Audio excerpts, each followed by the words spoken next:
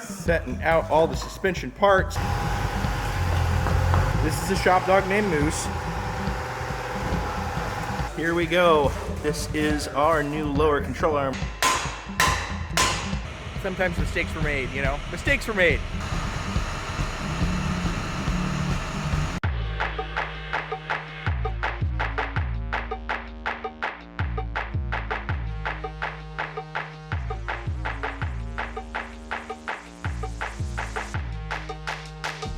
Before we get started on today's vlog, there are some folks to thank, and I wanted to give them credit where credit's due. So I want to give a huge shout out to Tyson Carameros for helping me conceptualize this truck and the PreLander status that I wanted to make it.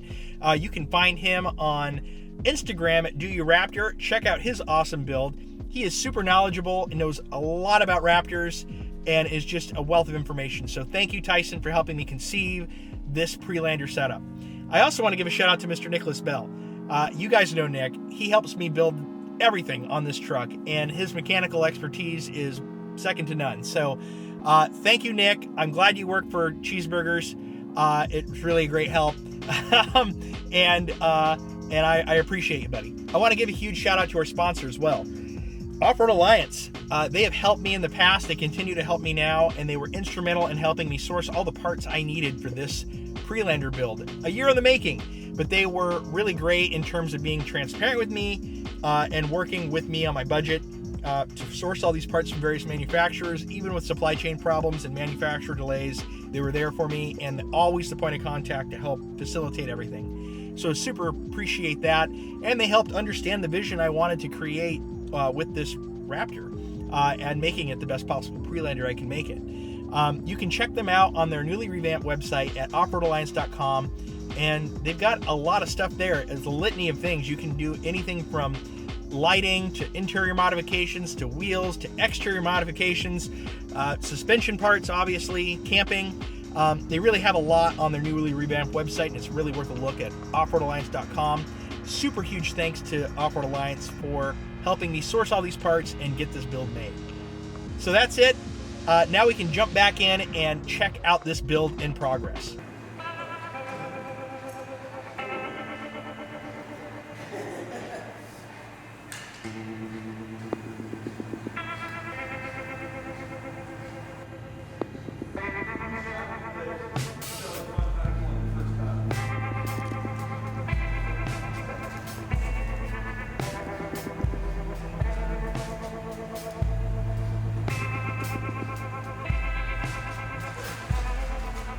How are we feeling, Nick? Nice to have a lift again.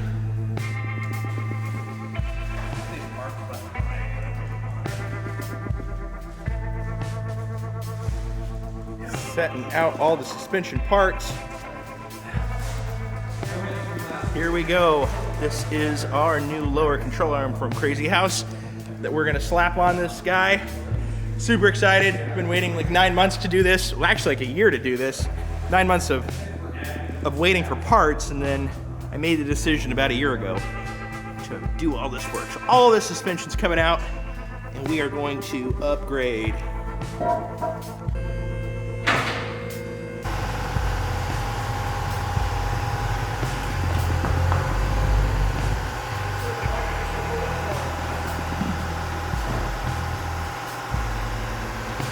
This is a shop dog named Moose. Yep. All right. First nut. Here's the other nut. Yes. All right. Driver's side coming apart. This is coming out and being replaced by this and more.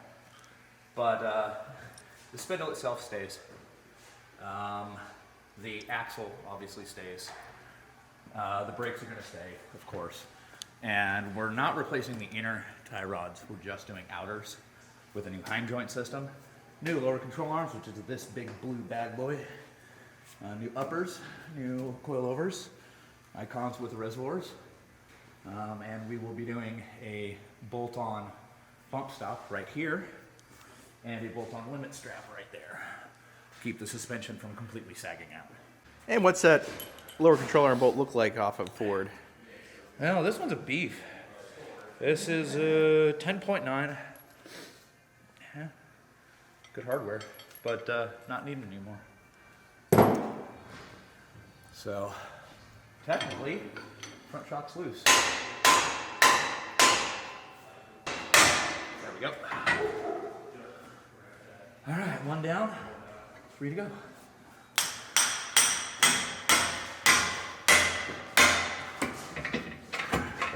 Yes. Special guest appearance by Burley Bryan holding the shock. All right, shock's out. Where do we put it? Corner, because it goes away. I gotta tear it down and rebuild it. Goodbye, geysers. Hello, icons. First piece of the slot delete kit. You know, this is probably one of those upgrades that I should have done a long time ago. So, slot on this side goes away and gets replaced by big fat upgrade plate. Also makes the lower stanchion thicker. So that's a 10 and a 13. We've reached the custom fabrication part of the vlog, where Nick has to drill into the truck. Again. At this point, you know, hey, what's a warranty?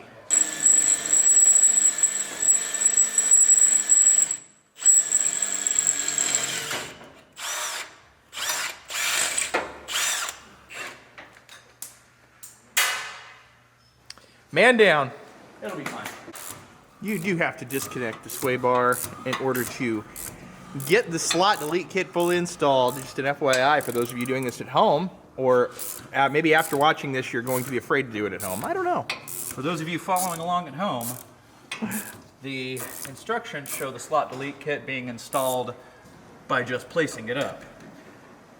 For some reason, our slot delete kit, this section is all there, so we have to take everything apart so I can slide the sway bar through there.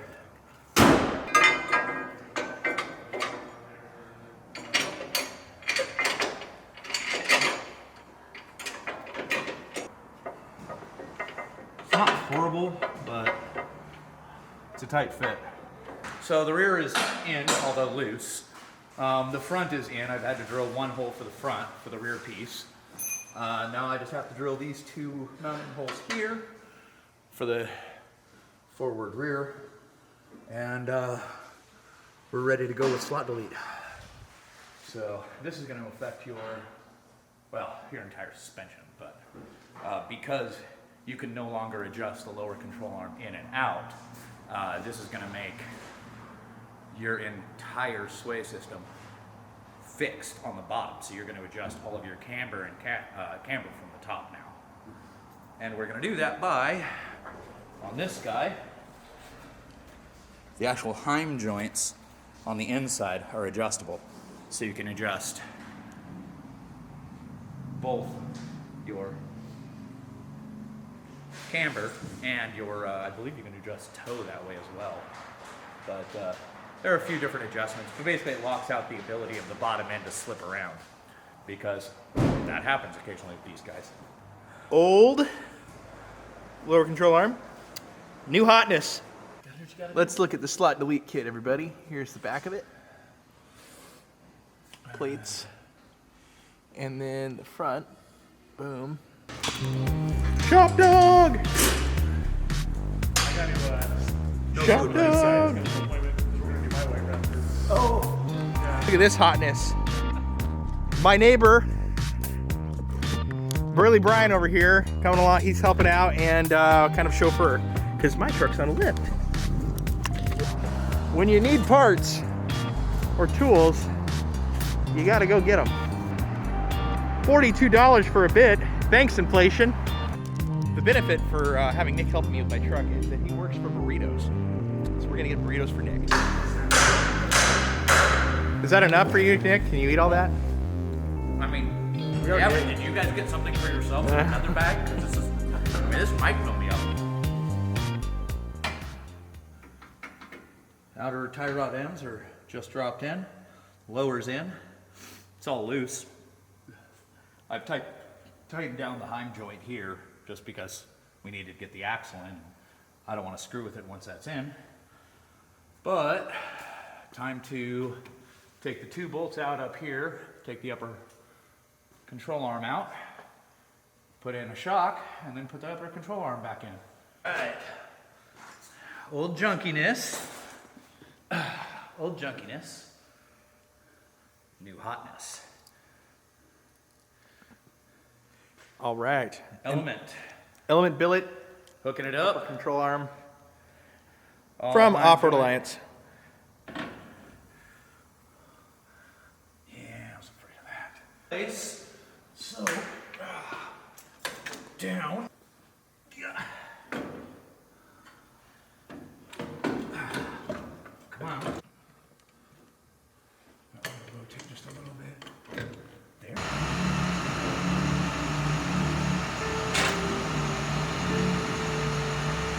Sometimes mistakes were made, you know? Mistakes were made. Actually, we are taking it to the Emporium of Oddities and Miscellaneous Things to finish the job. We did get one side of the suspension done, but unfortunately the garage we rented, Gearhead Garage, which is a great space by the way, is not available for us the second day, and it will take a couple of days for their schedule to clear up that we can have a bay again. Originally when we scheduled this, we did it because Nick did not have space in the Emporium of Oddities and Miscellaneous Things to do the work for the truck. Plus, he does not have a lift, and we thought that would be cool to, you know, have a lift to do this job. But now Nick has made space in the Emporium, and we will make do with finishing the job there, and we will not be on a time crunch like we were here. So it's probably for the best. But you know, live and learn, right? So now I've got to go find a rental car and meet Nick out there to finish this.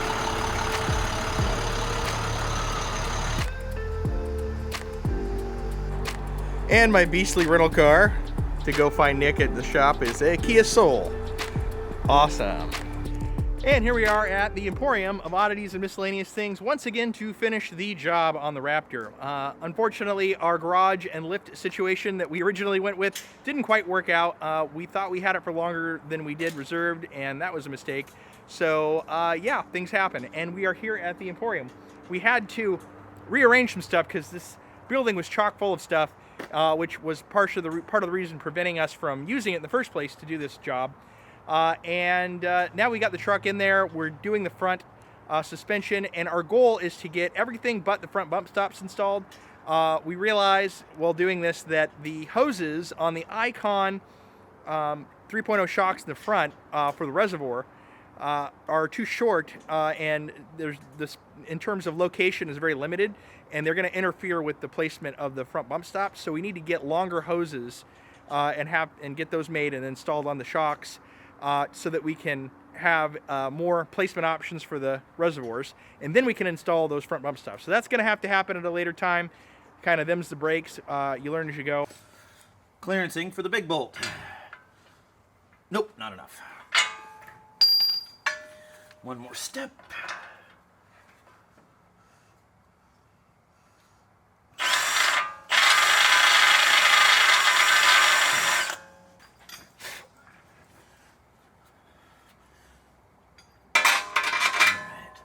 See if that's enough. Perfect. Just fits. Now we can mount the lower control arm to the Yeah, little custom things you have to do when you're interfacing OEM Raptor parts with not so OEM. not so OEM Raptor parts. Oh boy. Well, this is fun, everybody. And for those you DIY folks at home, just a little note: if you try to do this as a DIY project, boy, this is a hard one. So this is the Crazy House Custom lower control arm, and we're fitting the Icon 3.0 shocks in there, and they come with some spacer bushings that we had to put in for the control arm, the lower control arm. And to be honest with you, we're doing different manufacturers part to part, and this powder coating was so thick we actually had to hog out some of the powder coating to get these bushings to fit right. But these need to be in there for the Icon shock. So really kind of that's probably the most difficult thing we've had to do on this project so far. Tread lightly when doing that. This is a kind of a difficult fitment, and getting that all set up. You know, when you're doing a project and you lose a bolt Like when you're trying to put the shock in the shock tower and you lose a shock tower bolt, and you think, are there any hardware stores open right now with hardware strong enough to do this job? And then you luck out and you find the thing hiding in the frame of your truck, as you can see right in there. Now we gotta fish this thing out. Okay, we can get that bolt. Forceps? Doctor? Actual forceps.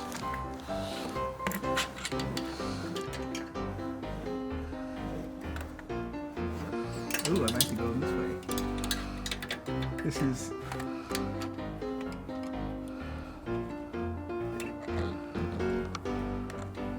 Oh, maybe I should have been a surgeon. Here you go. Thank you. He needed a drink. And also, wait, there's more. Nick was complaining about being cold earlier, and he lost his jacket like a bar last night, I think. Again? So there you go, Nicholas. You have a new jacket. Well, thank you. How do you love to? Front completed and in for the time being. We do have to do one adjustment in the future, coming to a vlog near you. Unfortunately, this hose is a little too short for placement. We need to move the reservoir forward, probably mount it over here especially, so that we can fit. We've got it assembled for visual, and unfortunately just can't get to it today, but we're going to put the front bump stop here, which is gonna be awesome. But right now we have to roll with it like this until we can relocate that reservoir, which we have to go to a specialty hydraulics place, get a new hose for this, mount that over there. So that'll be another day, but we've got this 90% complete with this build in terms of new suspension. Got the Icon shocks there, Crazy House custom lower control arm, Element billet upper control arm, and RPG tie rods here. This is the half tie rod, not the full. Did some research, discovered that if you have the full tie rod, you do have the potential to damage your steering rack if you have a boo-boo. So went to keep with the partial tie rod. And yeah, of course, some slot delete kits as well. That's overdue. I should have had that on there a long time ago, but hey, live and learn. And we're ready to get this thing on the ground and take a test drive.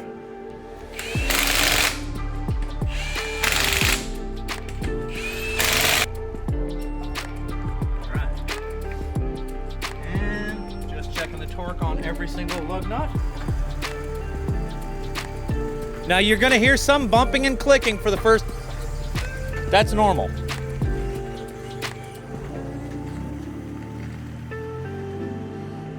And fortunately, one of the advantages of our shop here at the Emporium of Oddities and Miscellaneous Things, although it's dark as the inside of a cow, I think I can say that on YouTube, is that we've got a nice little kind of gravelly patch back here with lots of little potholes, so we can see how the suspension feels hitting a couple of bumps. And still on all four wheels, people, check it out. Hear that kind of creaking? Yeah. That's as those Heim joints start getting worked in. We're gonna need to lube the crap out of them in a day or two. That's gonna be just a process. We're gonna have to keep lubing them until they're kind of smooth. And that will also change your steering feel dramatically. Because of the way the suspension is, the front shocks just have a simple stiffness adjustment. They don't have a high speed, low speed. The rears have rebound, which is going down. They have compression at low speed and compression at high speed, or low compression, high compression, depending on how far into the shock it is. So there's a lot of little things to dial in and tune on the suspension setup. Also with the front, because we can adjust, because it is a proper coilover, we can adjust not only how tall it is, but how much spring compression we have. So we can actually make the springs stiffer by torquing them together and really tightening up that feel to get just the right dial in. And I am leaving Accessory Outfitters now after paying for the completion of my Raptor suspension setup. I brought it here because mainly we had to get a longer hose to relocate the reservoir for the front Icon shocks in order to fit the bump stop. And that's something that we couldn't do at Nick's shop. You have to, order a special hose and the mounts, plus you have to refill that reservoir and nitro into the shock. It's a whole fiasco. So I brought it here to Accessory Outfitters to complete the job, and they were able to install that hose, the bump stops, and the limit straps. So my Raptor suspension for PreLander epicness is complete. let's go home and take a look at that setup.